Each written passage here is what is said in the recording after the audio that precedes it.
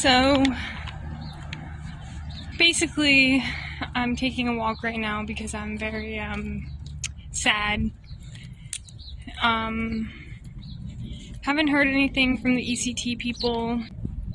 Kind of nervous.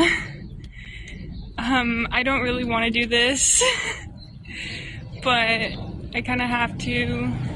Not that like I'm being forced to do it, but more just like there isn't any other choice. You know, I've tried everything, so hopefully everything all works out in the end. I'm gonna go home and I'm gonna make myself some food, and yeah, I'll catch up with you guys later. So right now I'm chilling outside and I'm doing some journaling, in the Story of My Life book, and in my regular journal. And I start my new job tomorrow, and I'm really nervous because I'm really nervous to start ECT while I have my new job. Kind of freaks me out a little bit, I'm not gonna lie. But I think it'll be good for me. I think it'll work out. So one thing that I have been working on is this journal, and it gives you prompts, like the scariest thing that's ever happened to me, and I write down the memory, and basically yeah, so there's that journal. I also have an agenda because I feel like that would really help with doing ECT. And then I also have my regular old journal. And so that's what I've been working on the last couple of days, is this. And yeah. Also very excited because I got my niece some presents. I have a onesie for her, I have Pokemon cards, and I have a speaker for her. And so I'm really excited to give that to her, because I know that she'll really like it.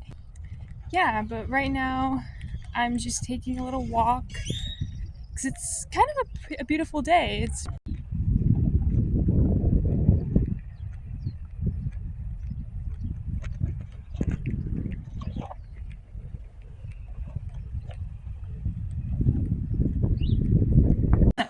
basically, I started,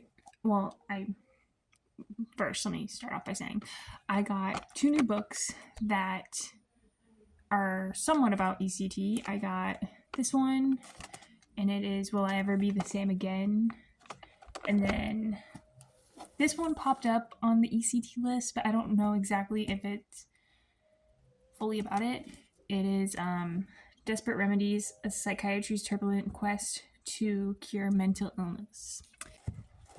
And it goes, major depression is not an attitude, it is not a personality dysfunction, it is not a flaw in character, it is not laziness or call for attention, it is not hurt feelings or reaction to a bump in the road, it is not contagious. Depression is not something that can be brought on or fought off by self-will. Depression is not something to be ashamed of, and most importantly, it is not something that should be ignored. Left untreated, serious depression can be life-crippling and even lead to death by suicide. No one wants to be depressed. So what is depression? Depression is real. Clinical depression is an illness and can affect anyone at any time, just like any other illness. Diabetes, high blood pressure, asthma, heart disease, cancer.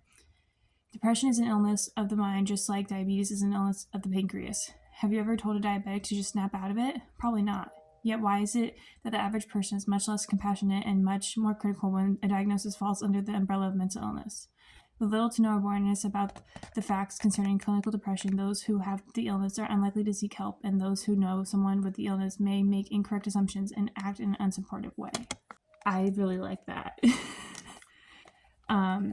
So I'm going to finish the rest of the book. It's only like 100 and something pages. And so I'm going to finish the rest of the book, and then I'm going to give my thoughts on it. And then we're going to read this book and see how good it is. So, we'll see.